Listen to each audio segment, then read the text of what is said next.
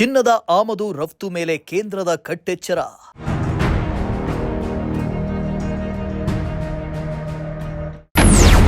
ಅಕ್ರಮ ವ್ಯವಹಾರ ತಡೆಗೆ ಸರ್ಕಾರದ ಮಾಸ್ಟರ್ ಪ್ಲಾನ್.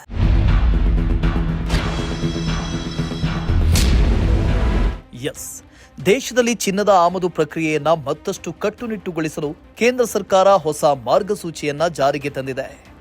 ವಿದೇಶಿ ವ್ಯಾಪಾರ ನಿರ್ದೇಶನಾಲಯ ಹೊಸ ಸಾರ್ವಜನಿಕ ಪ್ರಕಟಣೆ ಹೊರಡಿಸಿದ್ದು, ತಕ್ಷಣದಿಂದಲೇ ಜಾರಿಗೆ ಬರುವಂತೆ ಕಟ್ಟುನಿಟ್ಟಿನ ನಿಯಮಗಳನ್ನು ಜಾರಿಗೊಳಿಸಿದೆ.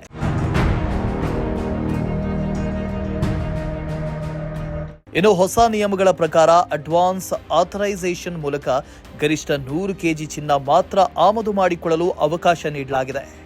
ಅಲ್ಲದೆ ಮೊದಲ ಬಾರಿಗೆ ಅರ್ಜಿ ಸಲ್ಲಿಸುವ ಕಂಪನಿಗಳಿಗೆ ಕಡ್ಡಾಯವಾಗಿ ಫ್ಯಾಕ್ಟರಿ ಪರಿಶೀಲನೆ ನಡೆಸಲಾಗುತ್ತೆ. ಇನ್ನು ಹಿಂದಿನ ರಫ್ತು ಬಾಧ್ಯತೆಯ ಕನಿಷ್ಠ 50% ಪೂರ್ಣಗೊಳಿಸಿದ ಬಳಿಕವೇ ಹೊಸ ಅನುಮತಿ ನೀಡುವ ನಿಯಮ ಕೂಡ ಜಾರಿಗೆ ಬಂದಿದೆ.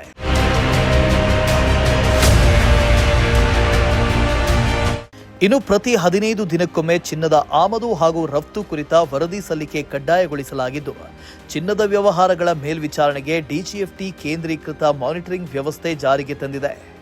ಅಕ್ರಮ ಚಿನ್ನದ ಆಮದು, ಕಳಪೆ ಮೇಲ್ವಿಚಾರಣೆ ಹಾಗೂ ರಫ್ತು ಬಾಧ್ಯತೆ ಉಲ್ಲಂಘನೆ ತಡೆಗಟ್ಟುವ ಉದ್ದೇಶದಿಂದ ಕೇಂದ್ರ ಸರ್ಕಾರ ಈ ಕ್ರಮ ಕೈಗೊಂಡಿದೆ ಅಂತ ತಿಳಿಸಲಾಗಿದೆ.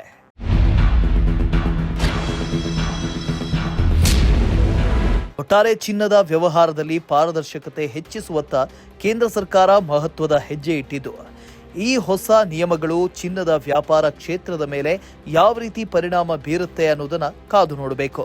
News desk, Prajashakti TV, Tumakuru.